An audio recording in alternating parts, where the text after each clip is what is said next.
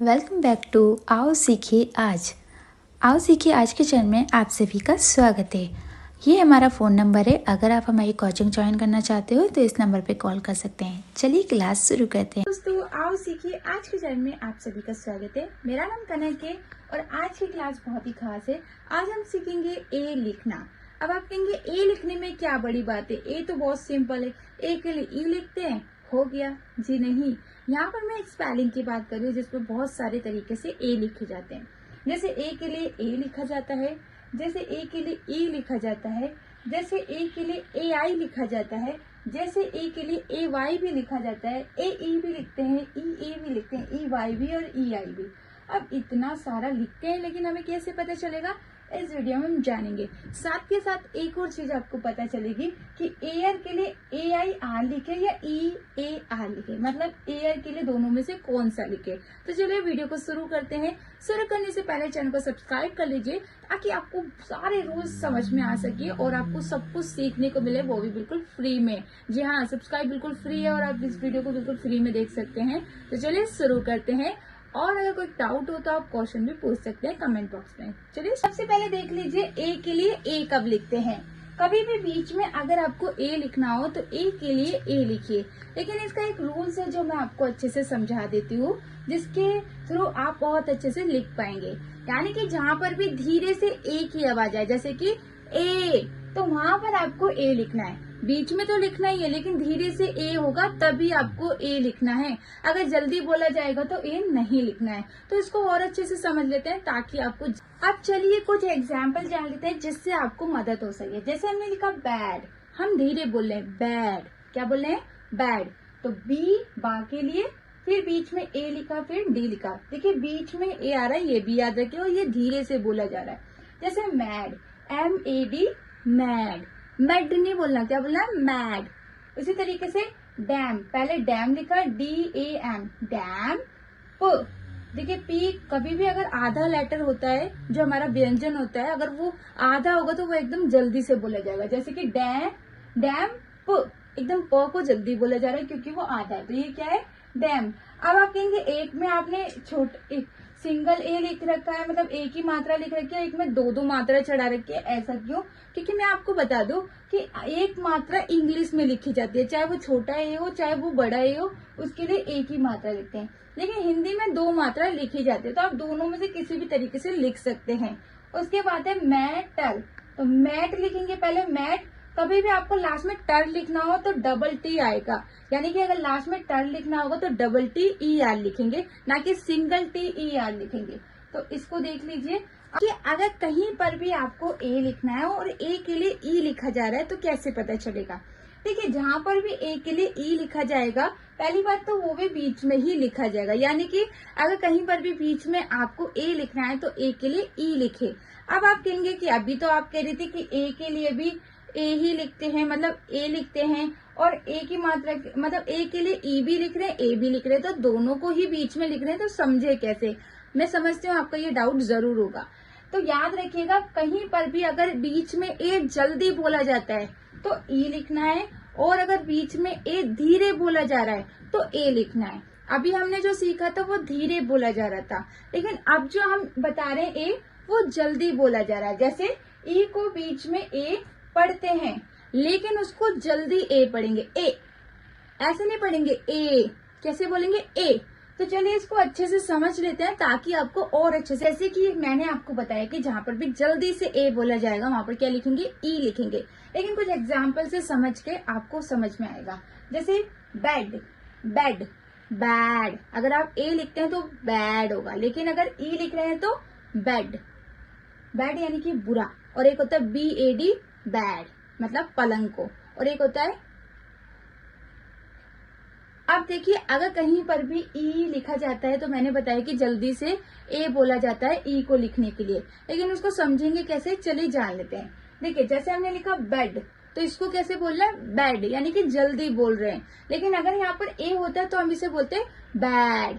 तो अगर ए होगा तो धीरे बोलना है और ई होगा तो जल्दी बोलना है। जैसे स वेल, वेल, शाह को हम जैसे पढ़े वैसे पढ़े, लेकिन इसको वेल, सिविल, सिविल, एकदम जल्दी बोल रहे हैं। इस पैंट, स्पेंट, स्पेंड यानी कि जल्दी बोला जा रहा है। हैक, हैक समझ में आया। यहाँ पर डबल एल का मैंने कल भी बताया था और उससे पहले वाली वीडियो में भी बताया था। कल कह रही हूँ हमारी मैं पहले ये बता दूं कि हमारी क्लास 3 दिन आती है हफ्ते में। एक आती है आपकी शनिवार को, एक आती है वीरवार को और एक आती है आपकी सोमवार को। यानी कि वीरवार, शनिवार और सोमवार, इन 3 दिन हमारी चैनल पे आपको वीडियो मिलेगी, वो भी स्पेलिंग लिखने की। तो चलिए स्टार्ट करते हैं आगे का। तो ये समझ में आया। तीसरे नंबर पे कभी भी का होगा तो सी के लिखेंगे। अगर तीसरे नंबर पे ला होगा तो डबल एल आएगा। दूसरा नंबर मात्रा को काउंट करा 1 2 3, इसलिए तीसरे नंबर पे ला आ रहा है। ये समझ गए। जल्दी ए आएगा तो ई लिखेंगे। इसको समझ में आ गया। अब आगे जाएंगे। आप लोग देख रहे हैं ए आई। कई बार क्या होता है एक ही मात्रा के लिए ए आई भी लिखा जाता है, लेकिन ये बड़ी मात्राएं होती है, छोटी मात्रा नहीं होती है। छोटे ए की मात्रा के लिए ए और ई ही लिखते हैं, लेकिन जब बड़े ए की मात्रा होती है तो उसके रूल्स अलग हो जाते हैं। जैसे कहीं पर भी अगर ए के बाद हल्का सा ई का साउंड आ रहा है, जैसे कि ए, जो ई होगा एकदम जल्दी बोला जाएगा ए ए, हल्का सा ई का साउंड होगा। जैसे कि वेट वेट वेट, हल्का सा ई छिपा होता है जो हमें सुनाई नहीं देता है, लेकिन हमें समझना होता है। और ये हमेशा बीच में या शुरू में ही होगा, लास्ट में नहीं होगा। जैसे कि वेट में हम देख रहे हैं WAIT, ये क्या लिख रहे हैं वेट। मैन में आप देख रहे हैं MAIN, मैन। इसको हम कैसे बोलेंगे मैन। एक होता है MAN, मैन, ये है मैन मैन। उसके बाद क्लेम, क्लेम, जेल, जेल। समझ में आया। कभी भी बीच में ए के बाद हल्का सा ई का साउंड आ रहा है तो AI लिखना है। इसको याद रखेंगे तो कभी भी गलती नहीं करेंगे। अब आगे जान लेते हैं इसका एक और रूल जो बहुत कि हमने सीखा AI को कहाँ लिखा जाता है। अब हम सीखेंगे AY को कहाँ लिखते हैं। इस वीडियो में बहुत सारे रूल सीखने को मिलने वाले हैं, तो पूरी वीडियो को देखिएगा, तभी आप अच्छे से इंग्लिश लिखना सीख पाएंगे। तो जैसे आप देख रहे हैं AY, तो AY का एक रूल्स होता है कि लास्ट में कभी भी अगर ए आ रहा है, चाहे वो छोटा ए हो चाहे वो बड़ा ए हो, अगर वो लास्ट में है तो आपको AY लिखना है। यहाँ पर हम अभी बड़े ए की बात कर रहे हैं, अभी छोटे ए का बताऊंगी मैं कहाँ पर लिखते हैं। तो लास्ट में कभी भी बड़े ए की मात्रा होगी तो AY लिखे। अभी सिर्फ इतना याद रखें। जैसे कि डिस्प्ले, तो लास्ट में क्या है ए आया, तो कभी भी लास्ट में ए आएगा तो क्या लिखेंगे AY, क्योंकि ज्यादातर बड़े ए की मात्रा ही लिखी जाती है, तो आप AY लिखे। जैसे ओके, लास्ट में AY।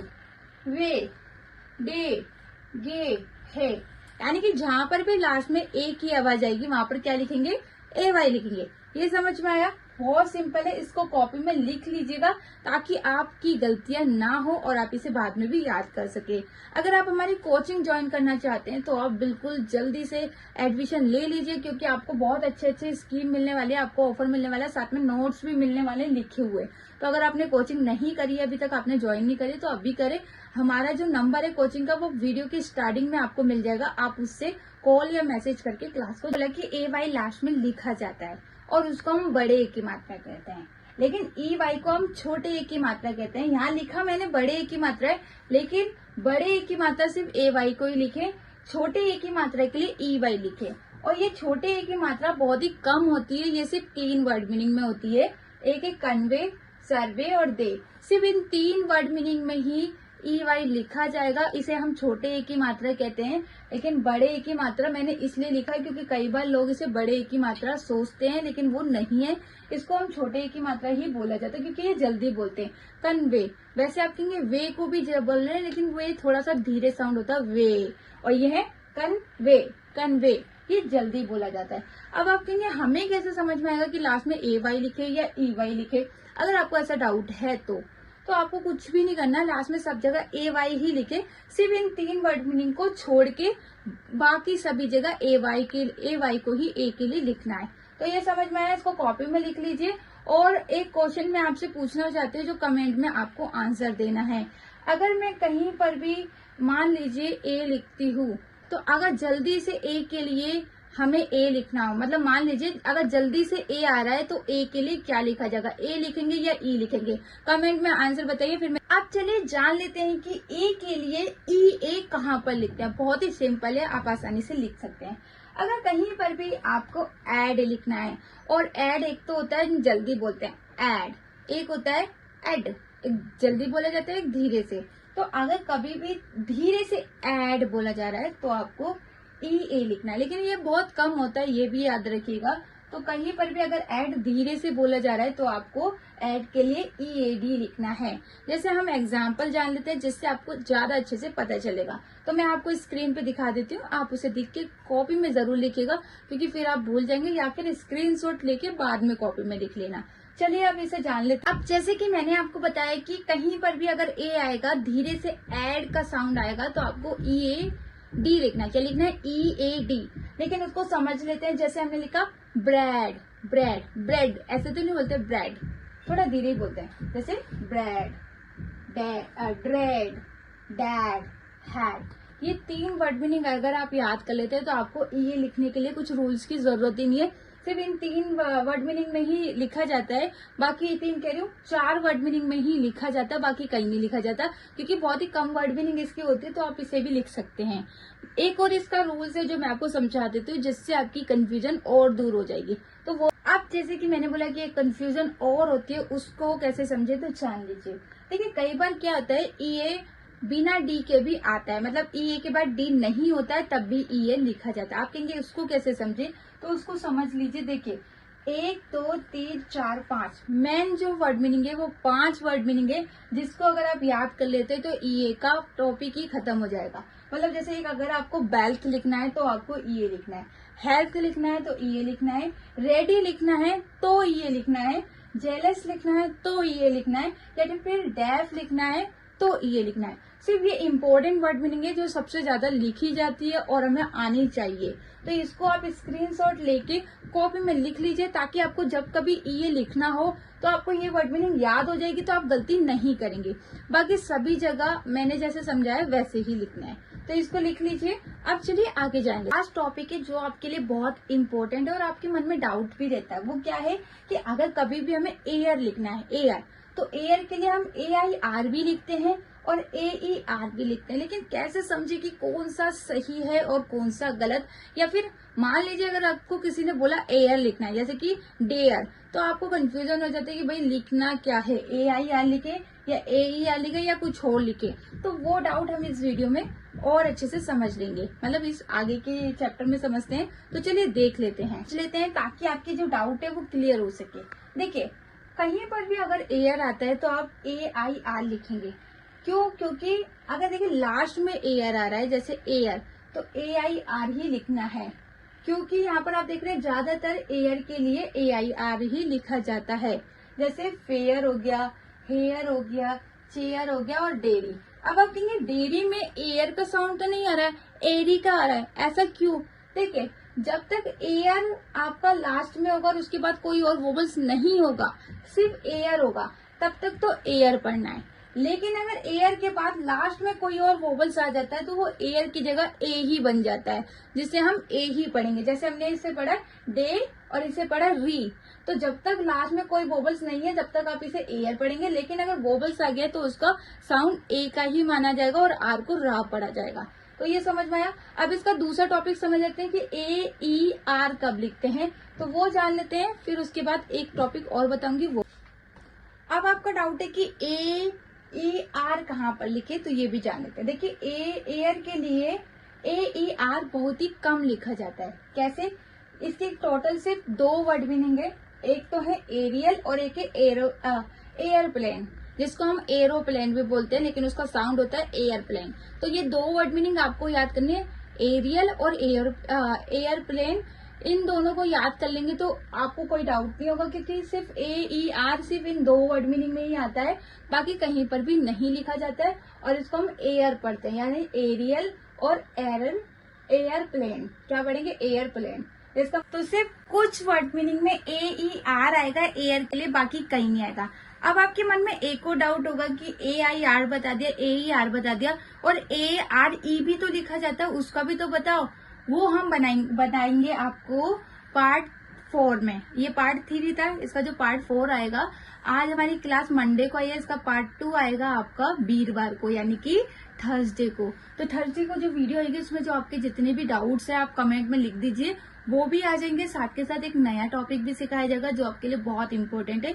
और अगर आप स्पेलिंग जल्दी से सीखना चाहते हैं तो चैनल को सब्सक्राइब जरूर कीजिएगा ताकि आपके सपने पूरे हो सके और आप इंग्लिश सीख सके। वीडियो को प्लीज लाइक कर दीजिएगा, बहुत मेहनत लगती है। आप देख रहे हैं मेरे को कितने पसीने आ रहे हैं क्योंकि मैंने पंखा और एसी सब बंद कर रखा क्योंकि आपको आवाज ना आए एसी पंखे की और आपको डिस्टर्ब ना हो इसके लिए। लेकिन आप अगर एक लाइक कर देते हैं तो मुझे भी अच्छा लगेगा कि मेरी मेहनत सफल हुई है। और वीडियो शेयर जरूर करें ताकि सबको इंग्लिश सीखने को मिले और ये जो इतने अच्छे रूल्स है वो सबके पास पहुंच सके। चलिए फिर कल मिलते हैं, सॉरी कल नहीं, वीरवार को मिलते हैं। Okay bye, good night, take care.